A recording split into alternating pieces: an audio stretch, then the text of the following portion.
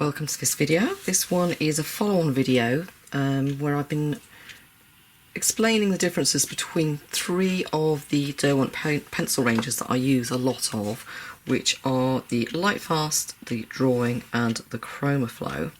Now I'm going to be pulling those pencils back in at a later point. These are tying in these videos with my book. And within the book I take you through pretty much everything you need to know to be able to start out using pencils, and it's also a great reminder in here of information a lot of us skip and forget. So I'm going to be showing you in this one the importance of doing a pressure test. So this is all under the category of getting started. A lot of people come in and they don't understand what their pressure is. So if they're following a tutorial, they don't understand that someone's light pressure, and I know this from teaching lots of workshops, someone's light pressure could be someone else's really heavy pressure.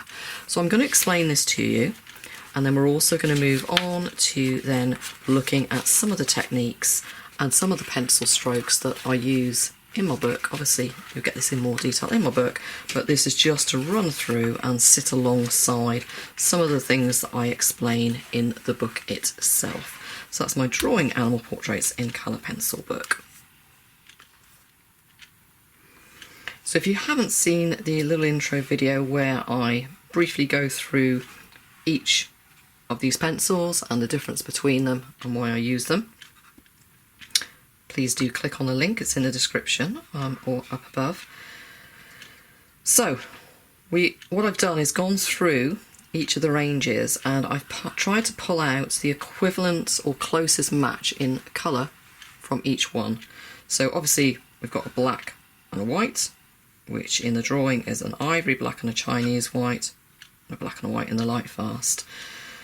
And then I've got a brown sugar in the Chromaflow, so left to right is Chromaflow, Drawing, Lightfast. We've got brown sugar, brown ochre, spice, which is the closest I could find to a Mars orange, lavender ash, which is close to the Mars violet, and Dijon, which is the closest to the yellow ochre. And as you'll see here, this is the lovely thing about the Derwent Drawing and the Lightfast, is a lot of the colour names tie in with each other, so you can cross-reference between those ranges really nicely. So you could use your lovely thick opaque Mars Violet to lay down a foundation and then add details using the sharper point of the Lightfast.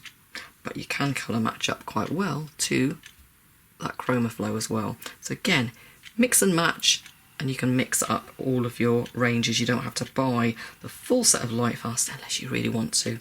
And I'm not going to stop you. Okay, so let's get on and do some side-by-side, some comparisons of the two. But first of all, let's show you how to do that pressure test. So for the pressure test, I'm going to be using the Derwent Lightfast paper. Beautiful paper, and it has been developed to sit alongside and work with the Lightfast pencils, and the two do go together beautifully. So we'll do some mixing and blending on this one later when we do our paper comparison in a separate video. But for now, I'm literally going to come in. It doesn't really matter which of my pencils that I choose. What you need to know though is, especially with a textured paper, the texture of the paper will grip the pencil. So when you lay down pencil, any type of pencil, it's about tactile, the feel of the pencil going down, as well as what you can see. That's very important. Less is a lot, less is more. I'd rather you do, and I'll show you the pressure. What we're going to do is left to right. We're going to make our pencils go from whispering to screaming, and I'll explain that as we go along. So you'll be putting down the least amount of pigment on one side of your paper to the most pressure and the most amount of pigment down on the right. If you're left-handed, work right to left when you do this. But if you're right-handed, work left to right. Very important. So I am literally going to pull out, and what I want you to do is I've pulled out those four colours and two tones, but those 6 pencils from each range. So I'm just going to come in and I'm going to grab my Lightfast. I could grab any of them. And what you want to do to hold, if you know that you're guilty of being heavy with your pressure anyway, In other words, if you're the kind of person that presses really hard, that's heavy pressure, you will flatten the tooth of your paper.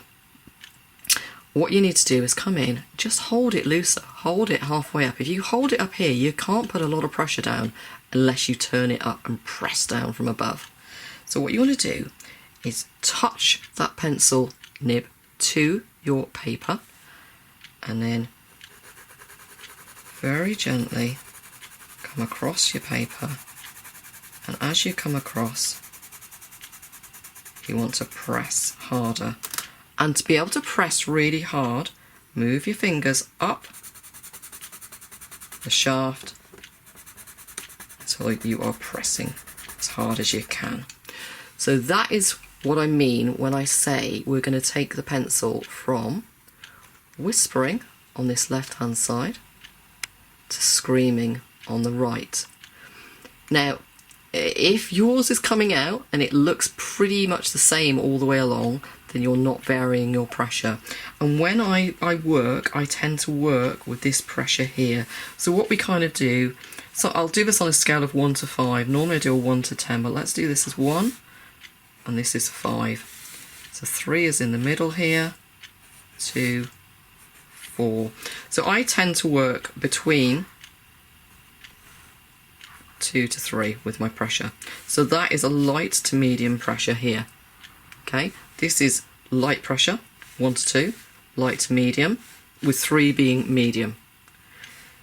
3 to 4 is pretty much, the 4 would be the heaviest pressure that I use, because if you use this heavy pressure here, number 5, straight away you'll crush the tooth of your paper and then it won't grip any more pigment, and then you've lost that ability to layer. These pencils work best, the blendability that Derwent talk about with their pencils, the blendability is based on the premium of 12 layers being laid down. So if you come in with this up here, you're only going to get 1 or 2 layers down. So you're not going to achieve that beautiful blendability that these pencils have been designed to achieve. You'll also get very frustrated and your drawings will look really flat. So what I want you to do is come in with each pencil and whisper on one side, and then gradually build up the pressure, build up that pressure until you're pressing as hard as you can over there. Okay, you'll soon get a feel for it, but it really is a lot about feel rather than what you can see. So I know that our pencil is touching to the surface there, and then I'm going to start to build the pressure as we come along.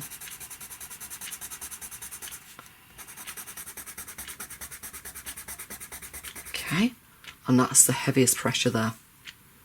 And this is where we're going to be working down here through the centre.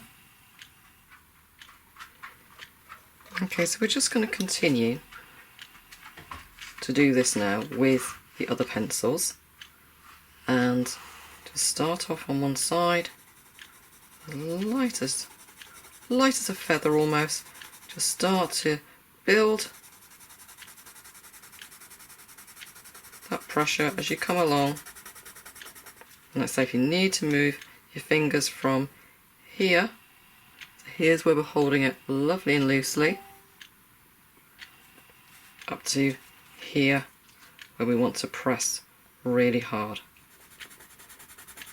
You might not, with practice you won't need to keep moving your fingers up and down like that. And then we will come in with our yellow ochre. So then we've done all of the colours there. And it doesn't matter that you can hardly see it there. If you can feel it touching, then you know that it is going down. Okay, you can come back in over that bottom edge if you want to, but try not to come back in over the top. You need to really do this as a test to see what your own pressure is like. I'm going to come in with the white even though it might not show up. Okay.